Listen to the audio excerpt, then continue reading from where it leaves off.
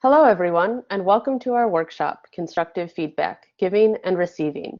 This presentation from the Be Engaged workshop series is brought to you by Success Services within the Office of Student Financial Aid.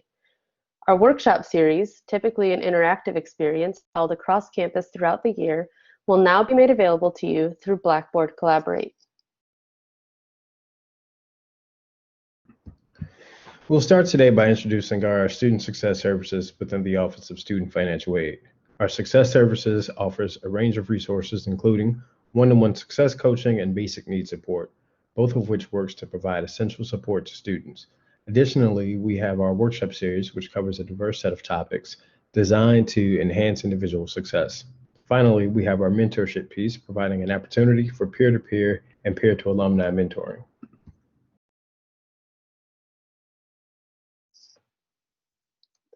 Our space is located at East Campus Mall, but for now, we're also available virtually.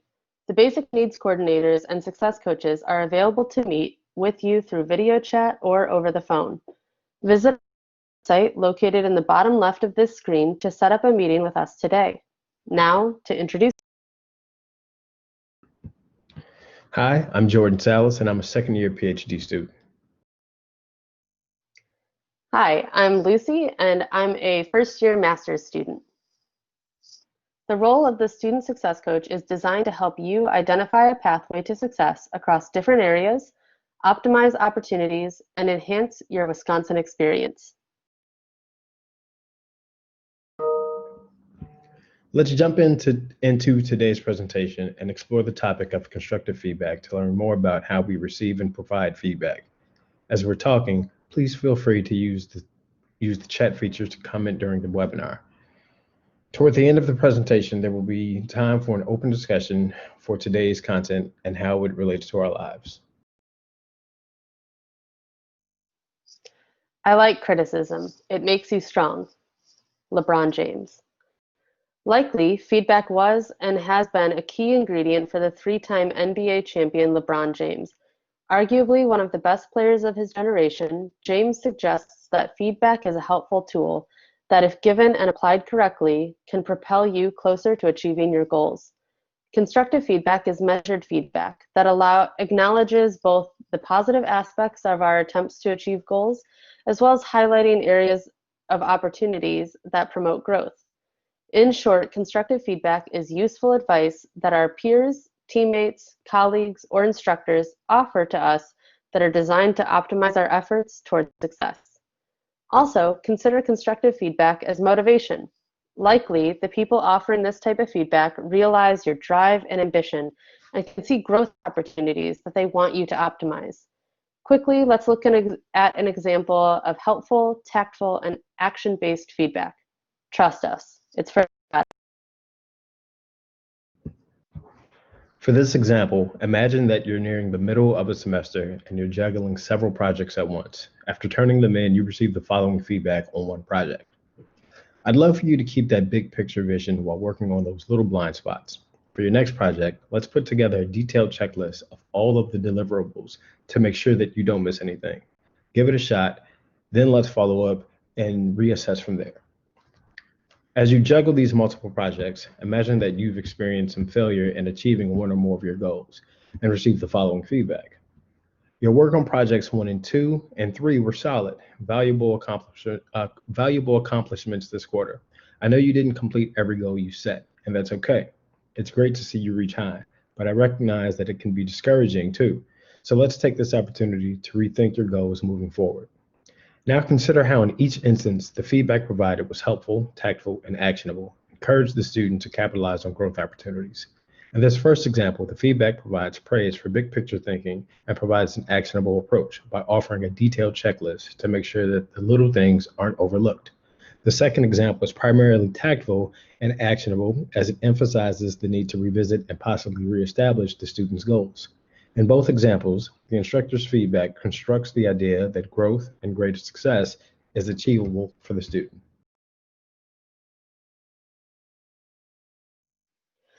Now that we've analyzed some constructive feedback, let's consider how you should deliver it to someone else. Perhaps you're upset with a teammate and you want to take action. How should you do it? This time, consider one of your teammates is late with their part of the assignment and you want to give them a little nudge to point them in the right direction. First, consider what you want to say. We need you to do your work on time or else we'll all fail. However, you might quickly realize that yelling at your teammate or making them feel worse isn't going to be the most helpful. Perhaps you should reconstruct your message, being empathetic and saying, "We've noticed that you've been late with your portion of the assignment. Totally understandable that life gets hectic sometimes, but we're really counting on you to hand in your part on time. If not, we're going to be off track. Let us know how we can support you."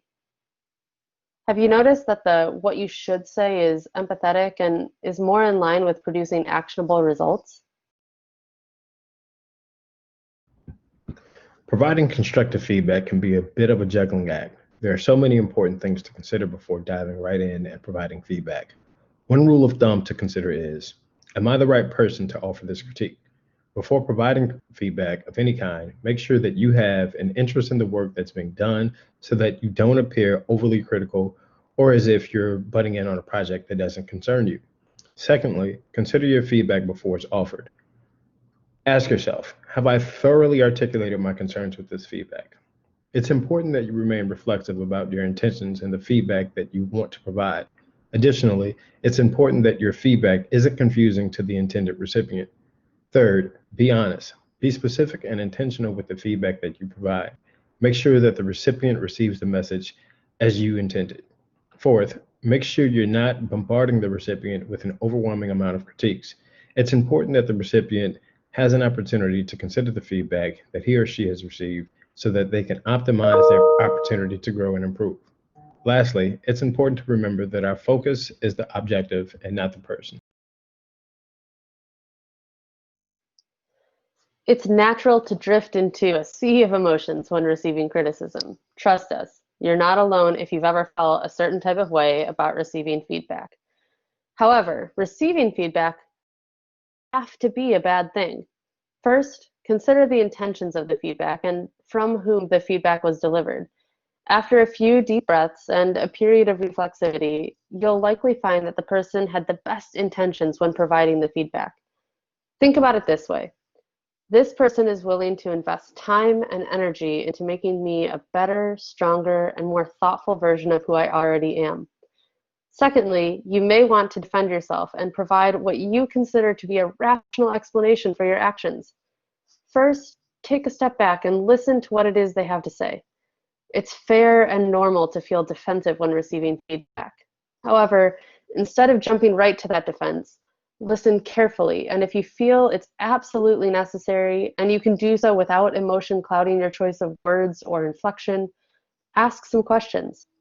Otherwise, think through the person's feedback after you've had a chance for it to settle in and any emotional response you've experienced has lessened. On occasion, we'll receive feedback that just seems way off. You might even wonder if this person was even paying attention to you at all. Nonetheless, be courteous and say, "Thanks, I really appreciate the feedback," even if you believe the feedback is out of alignment with the objective at hand. Again, you can always follow up with questions or be sure to make the person more aware of your work and other evidence going forward. Lastly, follow up with the person who gave you feedback. It's just as important that this person has the opportunity to witness the growth that they believed you to be capable of. Ask them, "How about now?" They'll appreciate it. Have you ever wondered what your constructive criticism profile looks like? Ever wondered why you might give and receive feedback differently depending on who and where it's coming from? Gaining a better understanding of your constructive feedback profile is a great way to learn just how you effectively receive and provide constructive feedback. The purpose of this short activity is to explore the different types of feedback profiles and help you narrow down which profile is best in line with your style. Let's give it a try.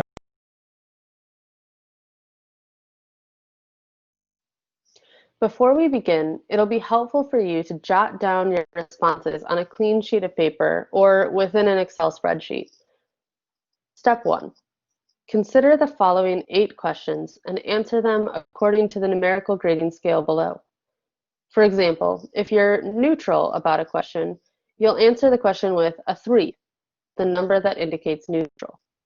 Remember, Don't copy your neighbor's responses and answer each question honestly. Step 2. Now that you've finished the quiz, let's tally up the numerical values for each of your answers. Add together your responses for questions 1 and 2. Then add together your responses for questions 3 and 4. Next, add together your responses for questions 5 and 6. And lastly, do the same for questions 7 and 8.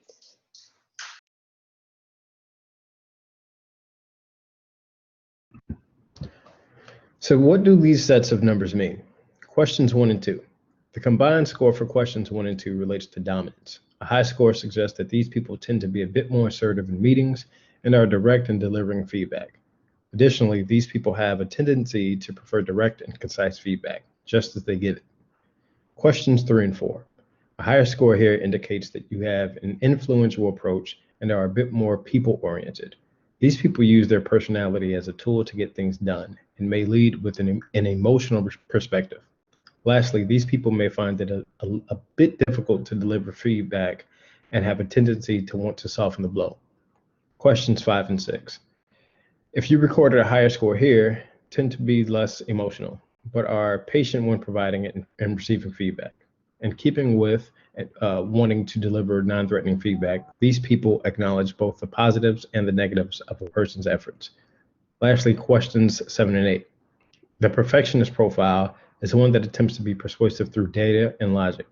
These people are usually well organized and rely on data and facts in both delivering and receiving feedback. So which profile was highest for you? Are you a blend of any two profiles?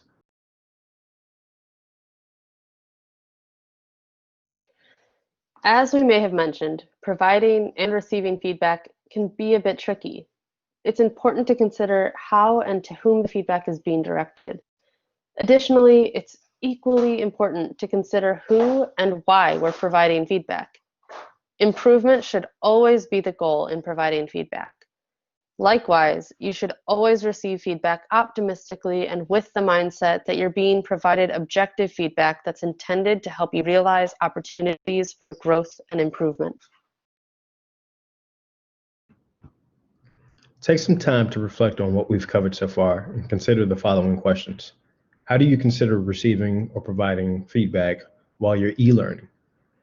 What has it been like to receive feedback from the most unlikely people? How do you consider the feedback? How have you handled providing feedback to your professors in classrooms or managers at work? Has this been troubling at all? Perhaps the most effective way to strengthen your ability to receive and provide constructive feedback is to focus on your better. Providing and receiving feedback in good faith is the best way to ensure that you'll become a better partner and adopt the right skills to achieve the success that you're after. Additionally, consider visiting the Center for Leadership and Involvement to learn more about student-based organizations. Becoming a part of an organization where you're working toward a shared mission alongside people who have similar goals as you is one way to become better at receiving and providing constructive feedback.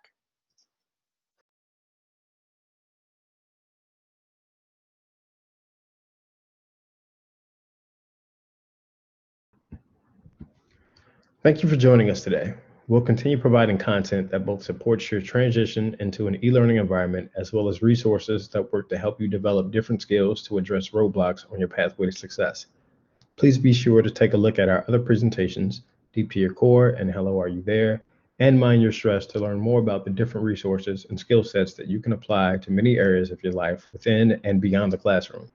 We also partner with various offices across campus in order to ensure that you get to experience all of the great information that the different offices are providing. Visit the Office of Financial Aid's website and learn more about upcoming events hosted by our campus partners. Until next time, take care.